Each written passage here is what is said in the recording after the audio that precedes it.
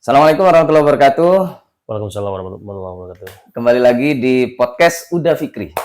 Ya, jadi saya dipanggil Uda, Mas Dahlan. Oke. Karena saya aslinya orang Mina, Minang, Padang. Oke, ya kembali lagi di podcast yang bermanfaat ini ya. Insya Allah. Insya Allah ya. Dan kali ini saya kedatangan narasumber yang juga tidak kalah inspiratif ya, dan Amin. kita tunggu-tunggu gitu ya sharingnya yang sangat bermanfaat, yaitu Mr. Dahlan. Tepuk tangan. Ya, atau Mas Dahlan aja biar lebih akrab gitu ya. Jadi saya perkenalkan dulu. Jadi Mas Dahlan ini merupakan seorang guru ya. Iya. Kebetulan guru bahasa Inggris. Perlu disebut nama sekolahnya atau? SMA Negeri 1 Peninggaran, Okay. Kabupaten Pekalongan, Jawa Tengah. Kabupaten Pekalongan, Jawa Tengah. Ya, ini luar biasa ya beliau ini ya. Meskipun beliau ini seorang guru ya, dan sudah cukup lama ini ya, Mas Dahlan ini, dia sebagai pendidik ya. Beliau memiliki segudang prestasi. Wah, gitu. Prestasi kah? Prestasi ya. Ya, setidaknya menurut saya gitu Mas ya. Ya, jadi Mas Dahlan ini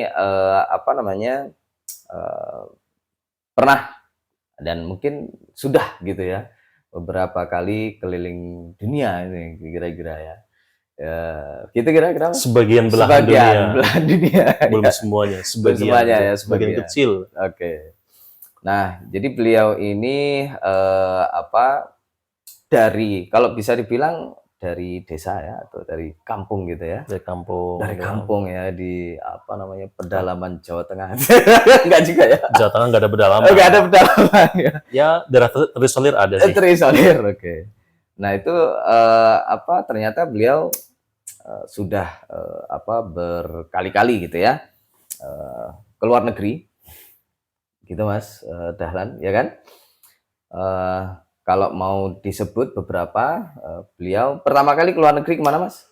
Pertama kali itu tahun 2008. 2008. Ke Malaysia, itu ada program namanya. Malaysia ya? Ya, program beasiswa unggulan aktivis. Beasiswa unggulan aktivis itu ketika S1. S1 ya. S1, oke. University Pendidikan Sultan Idris. Oke, mantap. Oke, selanjutnya kemana Mas? Mungkin disebutkan dulu aja, nanti kita akan fokus pada satu gitu ya. Kemudian jeda agak lama, saya jadi guru. Kemudian tahun 2015 ikut program, saya lolos program teacher training. Teacher exchange. Teacher exchange ya. Ke the University of Southern Queensland. Oke, Australia ya. 1 bulan. Jadi 6 guru dari Jawa Tengah diseleksi. Oke. Berangkat ke sana. Ini ceritanya udah beralih ya, dari sebelumnya mahasiswa S1 yang ke Malaysia itu. Iya, sekarang sudah berprofesi sebagai guru. Iya. Nah, ini baru ke Australia itu tadi ya. Teacher Australia. exchange. Nah, kalau ada istilah student exchange ya, ini teacher exchange. Teacher exchange ya, pertukaran guru. Kemudian di sana 1 bulan di the University of Southern Queensland. Kita ada kuliah reguler, kemudian ada kunjungan ke sekolah, ada observasi kelas, ada performa budaya. Asik pokoknya. Asik pokoknya ya. Kemudian 10 hari setelah pulang dari program tersebut, saya berangkat ke Jepang langsung untuk mengikuti program teacher 10 hari ya? Pulang ke Pekalongan? Tahun 2015 itu tahun beasiswa buat saya. Wah, karena saya lolos 2 program sekaligus. Luar biasa. Meskipun itu program non-degree semua. Betul. Jadi 10 hari kemudian saya berangkat ke Jepang, ke kota Sendai di prefektur Miyagi. Miyagi. Ya, ini bukan satunya ya. Oke ya. Terus 1,5 tahun itu sebenarnya short course, tapi lama jadi long course gitu ya. Oke. 1,5 tahun. 1,5 tahun ya teman-teman ya, di Jepang ya. Di Jepang ya. Terus 1 semester pertama kita pendalaman bahasa, karena itu sebagai, ya itu wajib bagian dari program ya. Kemudian 1 tahun berikutnya itu kita mendalami bidang yang kita geluti. Karena saya itu guru bahasa Inggris, maka saya diikutkan kuliah di kelas-kelas anak S2 bahasa Inggris saya gitu. Oke. Di mapel tertentu kayak gitu. Contohnya di mata kuliah pedagogi, kemudian research. Pokoknya pendidikan dan juga riset ada juga. Kemudian di sana juga ada ngajar anak SMA setiap hari Senin dan Kamis. Oke. SMA 2 Prefektur Miyagi waktu itu itu sekolah yang anaknya emang pinter-pinter Oke. gitu kan. Ya, ditahan dulu, jangan terlalu. Oh iya, iya. Karena nanti ada sesinya tuh itu. Oh gitu, Oke. boleh. Nah, Jadi udah pernah ke Malaysia, terus Australia, Jepang gitu ya. Terus selanjutnya terakhir alhamdulillah lolos beasiswa LPDP S2 LPDP S2 tahun ke 2020 tahun ke 2020 ya. COVID ya waktu iya. itu ya. The University of Adelaide. The University of Adelaide ya. Ya, Beliau S2 satu- di Australia. Nah, ya, gitu. Oke. 2 tahun itu. 2 tahun ya. Tapi Angkatan ya COVID saya. ya, angkatan COVID ya. Tapi tetap berangkat ke sana. Oke ya, setengah-setengah gitu ya. Setengah di Indonesia, setengah setelah normal baru bisa ke Australia. That's right. Oke, ini ya. Jadi banyak sebenarnya yang bisa kita korek dari beliau ini ya. Terutama pengalaman-pengalaman beliau ini ketika keluar negeri itu ya. Setidaknya ada berapa negara tadi? 3 ya. Malaysia, Australia, dan Jepang gitu ya. Nah, kita untuk sesi kali ini, karena nanti insya Allah ada 3 lagi ya, atau 2 lagi podcast bersama beliau ya.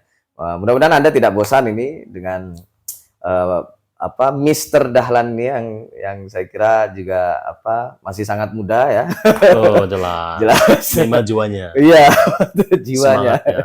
Ya. Fisiknya juga masih muda. Fisiknya juga masih muda. Nah, untuk sesi kali ini kita fokus pada satu dulu ya, mungkin ya, pengalaman beliau ketika ke Jepang ya. Ini saya kira non degree scholarship gitu ya, beasiswa non degree tapi lumayan lah ya, Lama, 1,5 tahun loh di Jepang itu. Anda mau nggak 1,5 tahun di Jepang free ya? Istilahnya apa? Ya fully funded. Sponsored gitu ya. Ya fully sponsored. Jadi intinya tidak keluar uang pribadi secara ini gitu ya. Nah ini kalau Anda tertarik ya jangan sampai lewatkan ini podcast kita yang kali ini ya.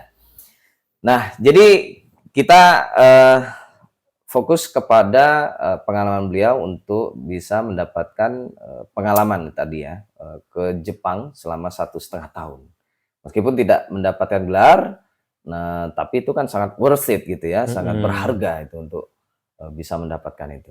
Mungkin bisa dijelaskan Mas Dahlan itu bagaimana ceritanya, kok bisa mendapatkan kesempatan ke Jepangnya. Nanti untuk sesi selanjutnya kita akan dengarkan pengalaman beliau waktu di Jepangnya. Ini saat ini yang bagaimana kok bisa ke Jepang. Nah, gitu ya kira-kira ya. Oke, silakan Mas. Oke, jadi saya teringat bahwa ada kata-kata yang cukup benar yang mengatakan bahwa beasiswa itu bukan untuk orang yang pintar semata. Oke.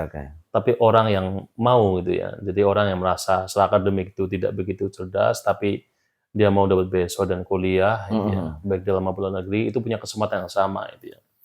Nah, saya jadi guru sejak tahun 2009, kemudian biasa jadi guru kan nggak cuma guru ya, profesi apapun, ketika itu dia bertemu dengan rutinitas, itu pasti ada titik jenuh gitu kan.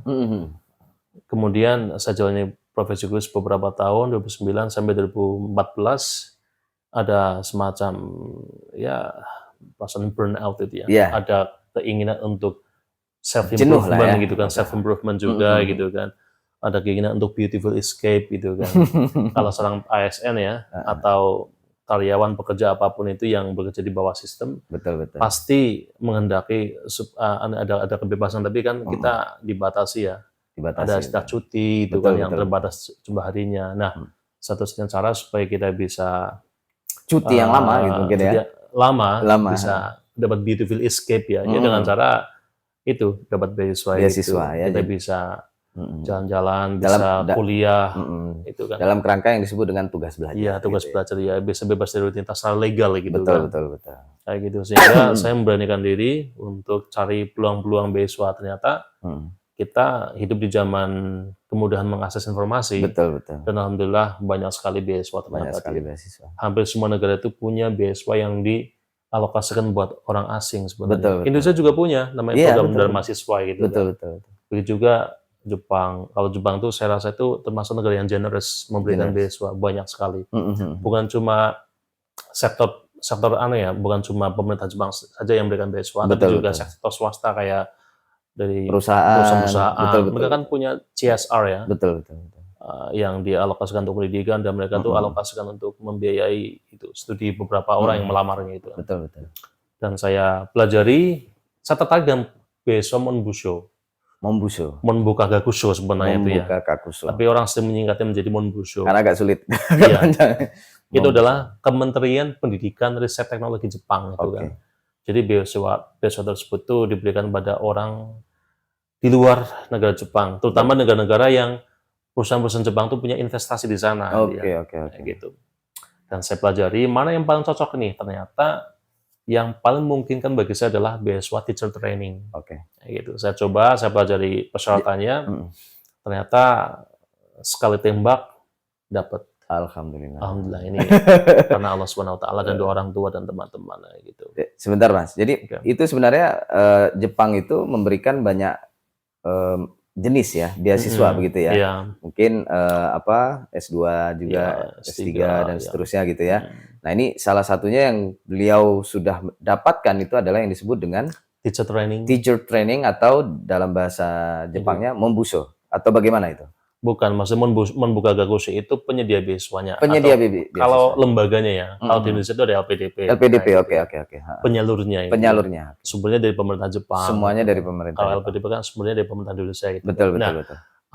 Salah satu item beasiswanya namanya adalah teacher training program. Oh, jadi di Monbusho itu banyak pilihan ada banyak sebenarnya. item, Okay. Ada beasiswa untuk D2, D3, S1, ada Monbusho, ada S1, S2, S3 gitu. S1, S2, S3. Ada juga beasiswa hanya untuk research ya gitu.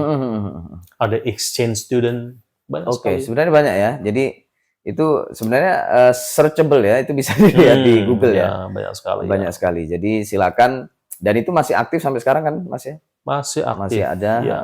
Jadi silakan nanti lebih kalau ingin mengeksplorasi lebih jauh lagi, silakan di Google saja gitu ya, Mas ya. Tinggal ketik beasiswa teacher training Jepang itu aja, Jepang pasti muncul tuh di laman depan itu. Oke, nah Mas Dahlan itu memilih yang teacher training atau teacher exchange gitu ya. Iya.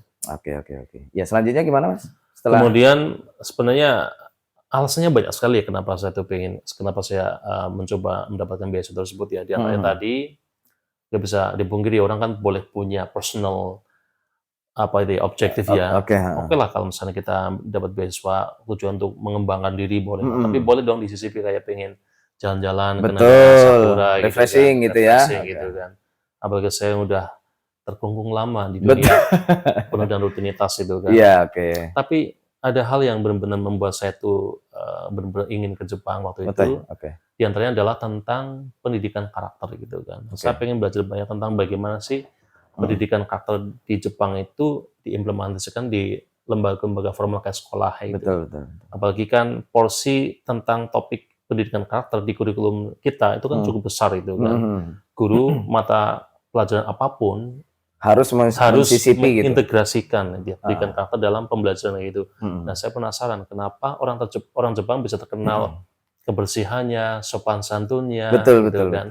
Kemudian apalagi ya terkenal kedisiplinannya gitu kan.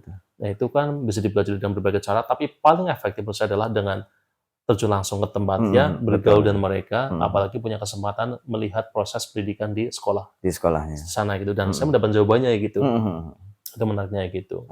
Kemudian pengen juga punya pengalaman research, makanya waktu itu saya tuh ada collaborative research, ada individual research dengan teman-teman di namanya Miyagi Kyoiku Daigaku. Jadi saya di sana itu kuliahnya di 2 tempat. Yang pertama di Tohoku University itu khusus untuk pendalaman bahasa Jepang dan budayanya gitu kan, 1 semester pertama. Nah, setahun berikutnya adalah di Miyagi Kyoiku Daigaku atau dalam bahasa Indonesia itu IKIP Miyagi. IKIP-nya gitu ya. Iya. Karena memang itu fokus untuk guru pendidikan gitu, kan? Pendidikan ya. Dan kita ada collaborative research ada. Nah, saya juga kenal cukup mendalam tentang quantitative research juga di situ itu.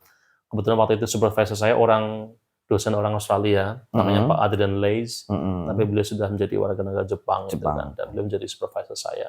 Dan ketika saya daftar S2 pun dapat referee dari beliau. Gitu, kayak gitu. Bagus ya. Oke, jadi ya di antara alasannya kenapa ingin ke Jepang dan juga untuk mendapatkan beasiswa itu seperti itu ya. Ada personalnya, ada juga alasan tujuan mulianya gitu ya. Ya saya kira itu sangat bagus ya, maksudnya mohon maaf ini ya, di luar konteks ini ya, yang namanya guru ya, yang saya lihat ya di Indonesia ini ya, baik yang pegawai pemerintah ataupun pegawai swasta itu kan ya mohon maaf ya, hidupnya itu seperti robot gitu. Jadi Kita diatur sama sistem. oh iya, diatur oleh sistem, harus masuk mulai bahkan mulai jam 6 ya atau Jam 7 sekarang sih. jam 7 Tapi ya. kalau jarak rumah ke sekolah jauh ya, saya juga berangkat dari jam 6 pagi. Iya, ya itu maksudnya gitu ya. Jadi jam 6 itu udah berangkat ya. Kalau mau dimulai dari bangun tidurnya mungkin dari subuh ya. Iya. Dari subuh itu setelah sholat subuh dan seterusnya udah harus prepare untuk berangkat ke Iya. sekolah gitu kan. That's every day. Every day gitu ya. Itu namanya kan robot. Robot itu ya disetel on terus off gitu-gitu ya. Nah, itu mungkin yang ya saya kira bukan hanya di Indonesia mungkin ya. Guru dan juga pegawai-pegawai baik perusahaan ataupun swasta ya ataupun yang di pemerintahan itu tentu membutuhkan yang disebut dengan refreshing gitu ya. Iya, betul sekali. Orang kalau disibukkan dengan rutinitas yang itu saja, itu kan pasti ada Titik jenuh. satu momen di mana dia sangat jenuh gitu dan perlu refreshing. Seperti otak ini kan Iya. perlu diulur gitu ya, kayak layangan gitu kan. Betul. Ada waktunya ditarik dan seterusnya gitu. Nah ini di antara alasan mungkin ya. Selain jadi kalau kita di orang-orang akademik ini, orang berpendidikan ini, kalaupun refreshing harus ada manfaatnya gitu mungkin ya. Iya. Makanya caranya seperti itu.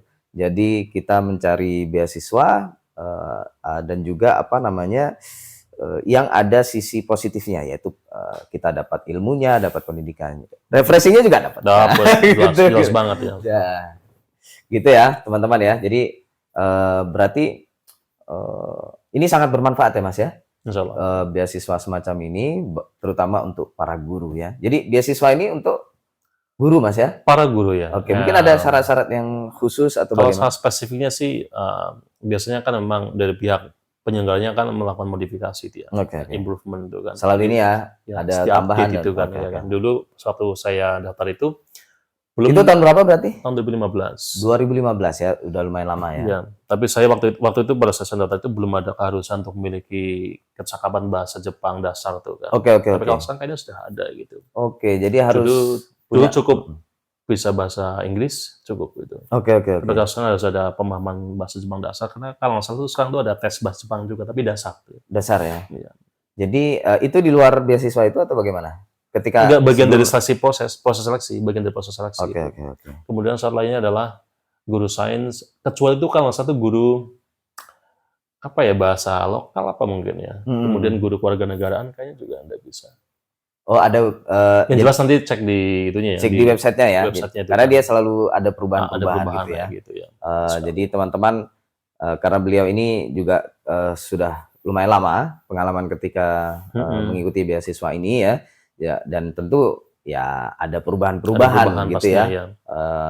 Dari penyelenggara beasiswa dan juga mungkin dari negara Jepangnya. Tapi yang jelas tuh sertifikat kecakapan bahasa Inggris kayak TOEFL atau TOEIC atau IELTS itu perlu. Ya. Tetap ada ya. Tapi bisa kok pakai TOEFL ITP gitu. TOEFL ITP gitu ya. ya. Bukan yang prediction nggak boleh. Oke, yang prediction nggak bisa. Ya, saya kira seluruh beasiswa luar negeri itu yang diminta yang resmi ya. ITP atau IELTS ya.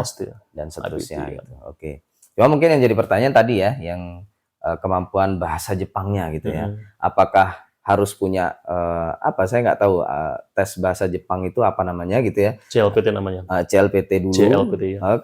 Untuk syarat mendaftar atau tidak usah? Kalau nggak salah sih kalau sekarang tuh tidak harus punya sertifikatnya, CLPT, tapi nanti ada satu proses seleksi tertulis kemampuan bahasa Jepang dasar gitu. Oke. Sekarang ada kayak gitunya kayaknya. Mungkin artinya apa? Perlu belajar mandiri dulu di Indonesia gitu kan. Di luar. Memang nanti saat di sana kita akan dikasih ini intensive course untuk pendalaman bahasa Jepang. Tetap ada ya. Dan itu kita akan overwhelmed.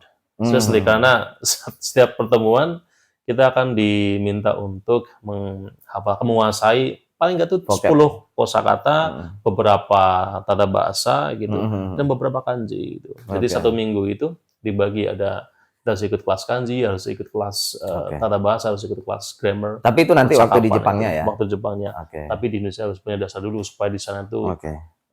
menyesuaikannya nggak begitu Mungkin berat, sedikit ya. aja yang bisa dianggap dasar itu bagaimana kira-kira? Ya, pertama paham hiragana katakana. Hiragana, Itu bahasa tulisnya Jepang itu. katagana ya. Hiragana katakana. Katakana. Hiragana itu bahasa asli Jepang, bahasa tulis asli Jepang. Nah, katakana itu bahasa tulis Jepang juga, tapi dikhususkan untuk kata-kata serapan gitu ya. Oke. Jadi ada beberapa kata asing yang diserap dalam bahasa Jepang yang itu dimodifikasi. Contohnya McDonald ya. Ya. Orang Jepang tuh nggak mengucapkan McDonald, tapi Makudo Naruto. Makudo Naruto ya, Ya. saya pernah dengar itu. Dan itu kalau ditulis dalam bahasa Jepang ya, itu pakai katakana. Karena itu Katakana. kata serapan asing itu. Kemudian Oke. ada kata Disneyland ya. Mereka akan menulisnya Disu Disunirando. Disunirando. Dan Disunirando. dia nggak ada L ya di situ ya. Nggak ada L ya. Jadi L itu berubah menjadi R. Disunirando itu kan. Terus Family Mart itu ya. Family Mato itu kan. Family. Sebun Erebun gitu. Betonamo. Oke. Indonesia. Itu katakana. Itu katakana. Kalau hiragana itu yang asli. Khusus untuk ya kosakata bahasa Jepang ya gitu. Itu minimal harus dikuasai bahasa tulis itu. Kemudian bahasa lisannya adalah ya yang dasar-dasar kayak ohayo gozaimasu, konnichiwa, konbanwa, ogenki desu ka, minimal gitu. Syukur-syukur bisa lebih luas lagi gitu kan. Tapi sebenarnya kalau saya rasa ini masyarakat Indonesia ya, dan mungkin yang apa namanya, tahu ya istilahnya Mas ya, wibu. Ini tahu. Nah, ya, wibu lover ya. Ya, wibu lover ya. Jadi apa manga gitu ya. Pokoknya penggemar budaya anime Jepang. Ya, budaya populernya Jepang ya, pop Jepang itu Jepang. ya manga, terus anime gitu kan terutama ya. Terus ya mungkin itu lah yang utama ya. Jadi saya pun apa sedikit banyak wibu juga. Kayak apa Berarti bisa dong bahasa Jepang dong. Sedikit-sedikit gitu kan ya, kayak sugoi gitu. Sugoi gitu kan, enak gitu kan. Oishi ya, gitu-gitulah. Itu saya kira tidak terlalu susah lah. Terutama itu yang dasar-dasar ya, karena kita sudah istilahnya terkena lah atau pengaruh budaya Jepang ini sudah cukup mengakar. Siapa sih nggak kenal Doraemon gitu? Kalau zaman kita Doraemon Mas gitu. Tapi kalau untuk adik-adik yang sekarang kayaknya udah nggak tahu. Ya. Paling OP gitu ya, One Piece dan juga Naruto dan seterusnya. Totoro. Ya jadi kira-kira itu bisa ya. Jadi apa namanya dasar. Sana belajar lah. Ya. Banyak kok. Saya kemarin tuh nonton satu short YouTube itu ya. Ada seorang mbak-mbak penjaga kasir, mbak-mbak kasir minimarket di Purwokerto. Oh iya, itu lagi viral ya? Iya lagi viral tuh. Dia ketemu sama customer Jepang dan dia ngomong bahasa Jepang lancar banget ya. Dan kemudian ditanya, bagaimana kamu belajar bahasa Jepangnya? Ternyata 2 tahun melalui anime.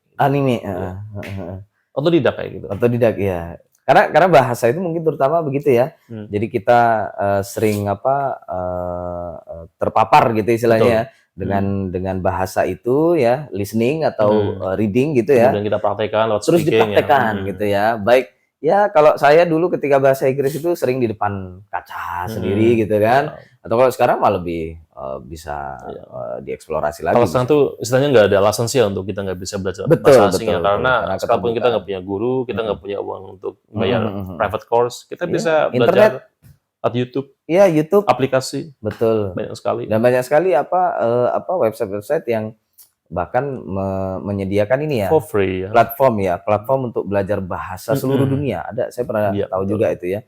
Dan itu semua orang berinteraksi itu. Mungkin kita yang ingin belajar bahasa Prancis itu, ada orang Prancis yang bergabung situ. Orang Prancis sendiri pengen belajar bahasa lain juga gitu kan. Right. Di antaranya mungkin ketika dia ingin ke Bali gitu kan, pengen belajar bahasa Indonesia, cari orang Indonesia di situ. Nah, kayak gitu-gitulah ya. Right. Ya, saya kira tidak terlalu susah lah di situ. Ya, jadi ini sangat menarik ya, teman-teman ya. Kita untuk segmen ini, untuk sesi ini kita bisa mengeksplorasi lebih jauh tentang beasiswanya dulu gitu ya Mas ya. Itu diantara syarat-syaratnya gitu Mas. Mungkin ada lagi Mas yang perlu dipersiapkan untuk bisa mendapatkan beasiswa itu? Mungkin ini ya. Atau prosesnya bagaimana gitu? Saat dokumen ya. Kita kan harus punya dokumen berupa ijazah S1 yang udah dilegalisir itu kan, dan diterjemahkan itu. Disiapkan dulu gitu kan. Oh, dokumen-dokumen ya. Ya. Itu diterjemahkan ke dalam bahasa Inggris ya, oleh penerjemah tersumpah atau kayaknya harus begitu ya. Atau diterjemahkan oleh kampus masing-masing juga biasanya punya punya formatnya itu kan. Kalau sekarang kayaknya kampus-kampus sudah mulai ke sana ya. Kalau zaman saya dulu itu masih belum. Semua ijazah, transkrip hanya dalam bahasa Indonesia. Tapi kalau masih ada kampus yang belum dual ya, bilingual documents itu mulailah dari sekarang karena itu sangat dibutuhkan oleh mahasiswa, terutama lanjut S2 dan seterusnya untuk keluar negeri ya. Jadi kalau dokumen yang bahasa Inggris langsung dari kampusnya itu juga bisa gitu ya. Jadi persiapkan dokumennya gitu kan. Sebenarnya ada sih, tapi mungkin saya spill dikit ya. Dokumen-dokumen dipersiapkan, kemudian nanti akan disuruh ngisi formulir. Di mana? Online atau di print? Kayaknya ada dua cara itu, bisa online, bisa berupa. Karena setahu saya dulu kayaknya harus di print terus ditulis tangan ya. Dulu gitu ya. Kemudian nanti harus mengisi essay beasiswa, kayak statement of purpose tuh kan, kenapa sih kita pengen dapat beasiswa tersebut. Betul. Dan ini adalah satu pertaruhan karena banyak orang, banyak pelamar sama-sama pengen dapat beasiswa. Tapi kan si penyedia beasiswanya pasti akan mencari mana yang memiliki intention yang menarik, mana yang memiliki tujuan menarik. Kenapa sih? Mana yang bisa menjelaskan pertanyaan why should we choose you itu kan yang paling menarik itu yang akan diambil gitu. Itu yang kayaknya itu butuh latihan itu serius. Betul. Dan itu jadi PR para scholarship hunter dimanapun itu. Itu gimana itu Mas?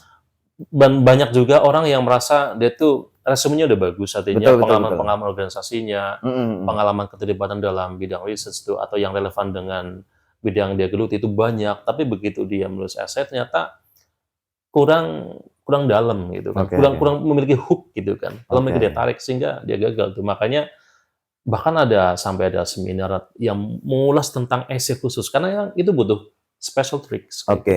Dan gitu kan. Perlu dilatih juga gitu maksudnya. Kan? Jadi dilatih, kemudian ya sekarang banyak sumber belajar ya, di YouTube juga banyak, di Google juga banyak tentang bagaimana membuat essay beasiswa yang bagus, yang menarik kayak gitu. Dan jangan lupa ketika kita udah latih, udah bikin draft ya, yang penting harus bikin draft. Jangan perfeksionis, bikin draft dari awal sampai akhir, baru kita self revisi sendiri gitu kan. Kemudian kita harus punya orang yang bisa memproofread. Jadi kalau bisa ada orang lain yang mereview gitu ya essay kita itu. Dan diminta komen secara objektif itu kan, mana yang kurang, mana yang bagus tuh, yang belum gitu kan. Nah kemudian setelah essay, bagian yang menarik juga adalah wawancara. Ya nanti dulu wawancara. Yang essay itu mungkin ada sedikit lah Mas spoil gitu ya, tipsnya bagaimana gitu. Contoh mungkin dari pengalaman Mas sendiri atau? Intinya kalau essay itu kita harus menceritakan tentang apa yang sudah, sedang, dan akan kita lakukan di bidang yang kita geluti gitu kan. Sedang dan akan gitu kita lakukan gitu kan. Misalnya kalau saya sendiri kan seorang guru bahasa Inggris itu kan. Apa sih yang saya sudah lakukan untuk saya kontribusikan dalam dunia pendidikan? Yang sudah. Contohnya adalah saya melakukan kayak action research untuk meningkatkan kualitas pembelajaran itu kan. Kemudian saya juga membantu teman-teman yang belum paham tentang action research. Kemudian apa yang sedang saya lakukan? Ya meningkatkan kapasitas dan kompetensi dia melalui belajar lewat massive open online course MOOC gitu, atau mengikuti berbagai seminar itu kan, supaya kita semakin profesional. Kemudian akan tuh artinya setelah kita nanti selesai studi, visinya gitu ya. Ya, kita mau ngapain itu kan.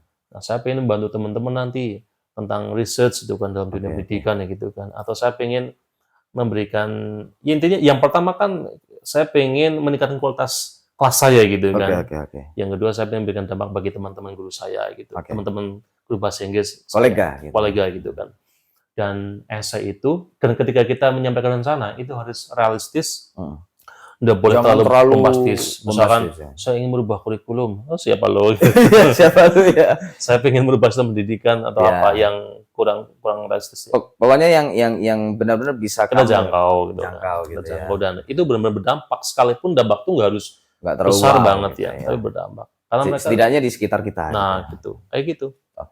Kemudian misalnya ya, tambah lagi, saya pengen memiliki networking yang bagus. Dengan saya kuliah di sana, saya akan ketemu banyak orang dari berbagai negara, dan tentunya mereka kan guru semua karena mereka mengikuti program teacher training semua gitu kan. Nah, saya pengen memanfaatkan networking itu untuk tujuan peningkatan kompetensi siswa. Contohnya kayak yang saya lakukan tuh setelah saya mengikuti program tersebut selesai, saya sering itu kita adakan Zoom yuk, belajar bareng antara siswa saya dengan siswa dari Jepang gitu. Kebetulan kita sesinya cuma 2 jam itu kan.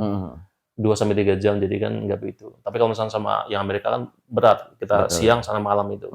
Itu kan manfaat juga. Betul.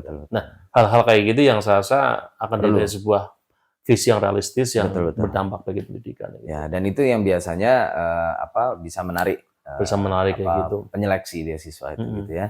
Itu yang nyeleksi kira-kira orang Indonesia atau orang? Ada unsur dosen dari Indonesia, ada orang Jepang langsung, dan ada yang dari kedutaan Jepangnya gitu. Jadi ini ya kombinasi ya. Ya, dan seleksi dalam bahasa Inggris sih. Tapi kita bisa milih juga kalau misalnya kita pengen ditanya dalam bahasa Jepang juga boleh gitu. Jepang ya. Kalau Indonesia nggak? Saya waktu itu nggak ditanya dalam bahasa Indonesia sih. Oke. Jadi bahasa Inggris ya. Ya, kalau bahasa Jepang mungkin agak susah ya bahasa Inggris aja. Oke. Nah, itu ini Mas. Jadi stepnya tes administrasi gitu ya. Ya. Pertama nanti ada pengumuman. Oke. Kita akan ada shortlist ya di email ya. Di email ya. Ya di email ya. Akan keluar daftarnya. Oke. Jadi ada daftar nama ya. Nanti untuk masuk ke sesi wawancara. Untuk lanjut ke sesi wawancara. Ya. Nah, sesi wawancara itu triknya adalah bahwa membuka kursus itu tidak punya kuota. Oke, tidak ada kuota, misalkan dipaksakan setahun yang diloloskan untuk teacher training harus 10 orang, 20 orang, tidak ada. Fluktuatif ya, karena mereka memang merit based ya. Bagi yang mereka anggap layak sesuai dengan kriteria mereka, yang mereka masukkan. Bagi yang tidak layak, ya mereka tidak masukkan itu kan. Di angkatan saya cukup banyak, kita ada 18 orang. Angkatan setelah saya cuma 3. Tahun berikutnya lagi cuma 5. Seperti itu. Nah, jadi tidak ada kuota baku. Tidak ada kuota baku ya. Jadi dia selalu, karena mungkin mereka ya benar-benar mengharapkan kandidat-kandidat yang benar-benar sesuai standar mereka gitu ya, atau kualitas yang mereka inginkan gitu. Ya gitu. Nah, kemudian yang menarik lagi adalah setelah kita lolos seleksi wawancara, kita akan ada pengumuman. Ini berarti tahap pertama administrasi, yang kedua wawancara, terus nanti ada shortlisted lagi. Nah, setelah wawancara itu jangan senang dulu. Karena kita tuh kata-katanya ya, itu nanti dokumen-dokumen kita, pokoknya yang kita serahkan itu ya, hasil serangkaian seleksi kita itu akan dibandingkan dengan pelamar di negara lain. Serius. Ada yang dari Filipina. Masih ada lagi ya? Masih ada lagi gitu. Oh, jadi ini beasiswa ini tidak hanya untuk Indonesia ya? Iya, banyak. Seluruh Indonesia. Seluruh dunia, dan tiap-tiap negara itu mereka juga ada seleksi. Berarti nanti yang lolos dari Indonesia akan diadu dengan dari negara lain yang diadu itu bagaimana maksudnya? Ya mungkin katakanlah yang dari Filipina yang lolos katakanlah misalkan 20 orang ya, yang lolos wawancara, yang dari Indonesia 20 orang. Mereka akan ngadu nih siapa yang kira-kira. Maksudnya diperbandingkan gitu ya? Bukan berarti face to face gitu. Betul. Diperbandingkan secara dokumen aja sih. Kita nggak tahu, dan kita makanya setelah wawancara kita lolos tuh udah bisa senyum juga, karena ada warning kayak gitu kan dari kampusnya gitu kan. Ya harap-harap cemas juga gitu kan. Ternyata waktu itu dan setelah itu ada pengumuman bulan Juli kalau nggak salah, dinyatakan lolos dan siap berangkat dan ditentukan untuk masuk ke perguruan tinggi tertentu. Kampusnya kan langsung ditentukan sana. Pada saat kita mendaftar ya, mengisi formulir, kita dipersilakan untuk memilih 3 besar kampus yang kita pilih gitu kan. Dan dijelaskan itu alasannya apa. Berarti kita harus browsing dulu ya kampus-kampus yang di sana. Ada listnya. Ada listnya gitu kan. Dan di situ saya waktu itu milih yang pertama adalah Naruto Kyoiki Dagaku. Namanya Naruto benar sih itu. Naruto ya. Iya. Ekip Naruto gitu kan, di daerah mana, di daerah Pulau Honshu gitu kan. Kemudian yang kedua saya milih Utsunomiya kalau salah itu ya. Utsunomiya. Yang 3 itu saya milih Tsukuba atau Nagoya udah lama sih ya. Pokoknya daerah Nagoya kayaknya tuh. Daerahnya udah tengah semua. Udah tengah semua gitu.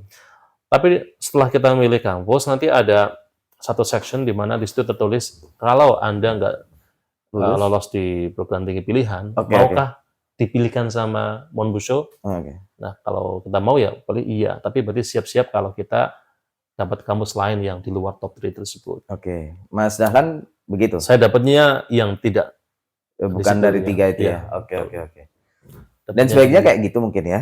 apa? Sebaiknya kita jangan terlalu saklek Iya, juga gitu iya. ya.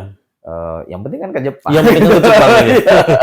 Iya, iya, iya. Iya, betul sekali. Cuman kan memang kadang ketika kita milih, kita kan pertimbangkan berbagai aspek ya. Contohnya Betul, kayak masyarakat di situ kayak apa, gitu. daerahnya. Kemudian apa jurusannya kira-kira menarik apa Betul, tidak. betul, Ada betul. profesor yang expertise-nya itu Sesuai di bidang dengan- yang sudah kita minati apa enggak gitu. Tapi ya sana punya pertimbangan juga gitu. Iya, ya. mereka juga Masalah. punya Yang penting pertimbangan. berangkat ke Jepang. Iya, itulah yang paling penting. Oke, dan pada akhirnya Mas Dahlan lolos gitu ya. Oh, alhamdulillah. Alhamdulillah. Ini luar biasa loh teman-teman ya. Jadi beasiswa ini kayaknya sih kalau saya lihat di podcast atau di YouTube teman-teman itu jarang gitu. Rata-rata itu mohon maaf ya, ini saya sebut merek gitu ya, LPDP gitu kan, S1, S2, Fulbright. ya, Fulbright, terus ini Monbusho, ini jarang sekali ini. Makanya kalau Anda yang wibu sejati, kalau benar-benar ingin meresmikan gitu kewibuannya itu harus ke Jepang kan Mas. Nah, ini salah satunya adalah bisa melalui ini ya program beasiswa Jepang yang sebenarnya ada banyak macamnya, yang student exchange juga ada Mas ya. Ada, untuk S1. Itu bisa coba di browse dan juga di istilahnya explore gitu ya. Lebih jauh tentang beasiswa ini gitu. Mungkin terakhir Mas, ada tips yang kira-kira untuk teman-teman ini bisa biar termotivasi gitu untuk bisa mengejar beasiswa ini apa Mas kira-kira? Untuk Monbusho. Ya, Monbusho. Apa kira-kira? Yang jelas ini tipsnya biar bisa dapat beasiswa ini, gitulah kira-kira. Ini pribadi Satu atau dua. Ini gitu, pribadi sih ya. Jadi pertama ada beberapa pelamar yang mereka tuh beberapa kali effort kemudian lolos, tapi ada juga yang sekali tembak langsung gol tuh kan. Oke. Cuman yang sekali tembak langsung gol kayak saya itu bukan berarti karena saya tuh memang hebat ya, tapi saya tuh memang mempersiapkan aspek-aspek yang dibutuhkan. Contohnya kayak gini, jauh-jauh hari saya belajar tentang wawancara gitu kan. Wawancara itu banyak sekali aspek yang harus dipelajari nih bro. Oke. Ada aspek kontennya, ada aspek psikologinya. Psikologinya betul. Ya, ada itu sering ya. Kayak saya kira beasiswa tidak hanya wawancara apa saja ya, baik beasiswa, kerja dan sebagainya. Selalu ada itu, ada konten atau isinya tergantung kita mau jadi apa gitu ya. Terus ada psikologi ini selalu ada gitu. Betul. Kita akan dipermainkan psikologi kita oleh orang ini gitu ya. Si pewawancaranya gitu kan. Okay. Karena dalam wawancara itu kayak contohnya pertanyaan tell me about yourself. Ceritakan pada saya tentang diri Anda. Ini kan pertanyaan sederhana itu kan. Tapi kalau kita nggak tahu triknya, kita akan memberikan jawaban yang itu nggak relevan dan nggak menarik. Betul. Itu butuh triknya itu. Triknya. Jadi jauh-jauh hari saya memang bersiapkan itu. Karena dulu ketika saya pernah ikut seleksi program kayak Pertukaran Pemuda ke Kanada, ke Australia, tapi nggak lolos. Dan titik lemahnya adalah di wawancara. Sehingga waktu itu saya saya putuskan saya akan belajar tentang wawancara. Dari berbagai sumber saya akan praktek dan sebagainya. Sampai saya benar-benar mahir banget. Betul-betul itu ya dipersiapkan ya? Iya.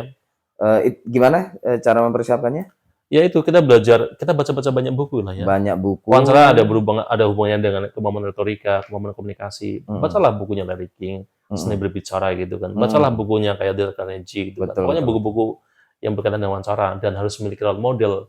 Kalau saya terus terang ya, kalau role model ya, ilmu komunikasi, ilmu berbicara, role model saya pertama adalah kayak Pak Yusril Iza Mahendra. Kemudian Pak Anies Baswedan. Yang ketiga Gita Wirjawan. Gita Wirjawan. Ya, itu role model orang Indonesia ya. Yang bagus ya untuk speech dan komunikasi. Ya. Kalau misalkan yang di luar ya kayak Larry King sih saya suka. Larry Barack King, Obama itu juga menarik. Barack Obama. Confidence-nya baru dapat. Confidence ya. Kemudian jauh-jauh hari juga kita harus berlatih. Sekalipun kita belum buru-buru data beasiswa ya, ya nggak ada salahnya kita berlatih membuat esai gitu kan. Berdasarkan panduan esai. Menulis ya berarti ya, kemampuan menulis ya. Berdasarkan panduan esai yang kita dapatkan lewat berbagai sumber gitu kan. Apa iseng-iseng. Nah, terus dokumen juga dipersiapkan tuh kan. Jadi ketika tanggal dibukanya pendaftaran beasiswa itu tiba, Oke. kita udah ready. Gitu. Betul. Ya, jadi nggak ada yang instan, Mas ya. Ada instan. Bahkan bikin mie instan pun nggak instan. Iya, karena ada prosesnya dan Ada seterusnya ya, prosesnya gitu. yang perlu dipersiapkan juga gitu ya. Jadi teman-teman ya, kalau Anda ingin mencoba beasiswa Mombuso seperti yang didapatkan oleh Mas Dahlan ini, jangan asal-asalan gitu ya. Harus dipersiapkan. Ini kira-kira tanggal berapa atau bulan berapa pendaftaran? Seingat saya dulu data tuh dibukanya pendaftaran tuh akhir Desember sampai Akhir minggu Desember. kedua Januari. Ini ya, ini udah akhir Desember ini. Ini udah masuk nih. Ya kira-kira sampai ya. minggu kedua Januari. Sampai minggu kedua Januari. Kayaknya nggak ada sebulan deh, 3 minggu kayaknya. Itu sangat singkat sekali sebenarnya. Iya, kalau Jadi ini sebenarnya agak terlambat, tapi begitulah.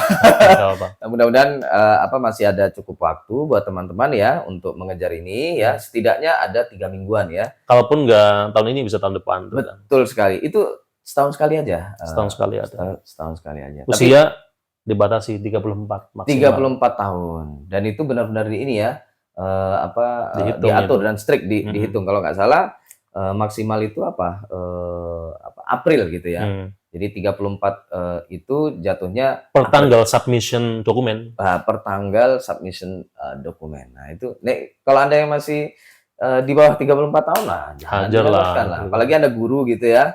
Atau mungkin saya nggak tahu yang student exchange juga mungkin beda lagi ya. Beda lagi persyaratannya. Nanti dicek lagi ya untuk kategori atau jenis beasiswa yang lain yang ada di Mombuso itu ya. Yang menyediakan beasiswa ke Jepang. Saya sebenarnya dari dulu juga pengen ke Jepang. Sempat sih transit tapi pas mau ke Amerika betul ya waktu ke Amerika, tapi kurang lah saya kira ya. Saya ingin tahu siapa itu yang town square-nya Tokyo itu apa namanya? Yang besar banget. Shibuya itu orang-orang jalan itu kayak wah luar biasa itu ya. Terus ada lagi Shibuya Akihabara. Betul. Yang tongkrongannya anak-anak yang keren-keren itu apa? Saya lupa. Itu yang menjadi inspirasinya grup band dulu itu loh, yang Jepang-Jepangan itu. Saya lupa namanya. Odaiba Yokohama atau kemana? Kayaknya masih di Tokyo deh. Masih di Tokyo mungkin. Jadi ya gitulah pokoknya ya. Minimal saya itu pengen tahu Doraemon Center. Itu kan ada museumnya. Ada museumnya kan. Nah itu yang saya karena kita dulu besar dengan karakter itu ya, karakter yang saya kira luar biasa itu ya. Jepang itu negara museum, ada aja museum gitu ramen ya? itu. Iya. Museum sushi itu. Betul itu menarik lah ya. Saya kira perlu lah kita ke Jepang itu ya, meskipun Jepang ini adalah mantan penjajah kita. Itu masa lalu lah. Sudah beda masa lalu. Betul ya. Kalau yang suka agak nakal-nakal dikit ya ada juga gitu ya. Tapi ya jangan terlalu ke situ lah ya. Saya kira banyak sisi positif dari Jepang yang bisa kita pelajari ya. Di antaranya adalah yang tadi disebutkan oleh Mas Dahlan, pendidikan karakter. Itu luar biasa loh.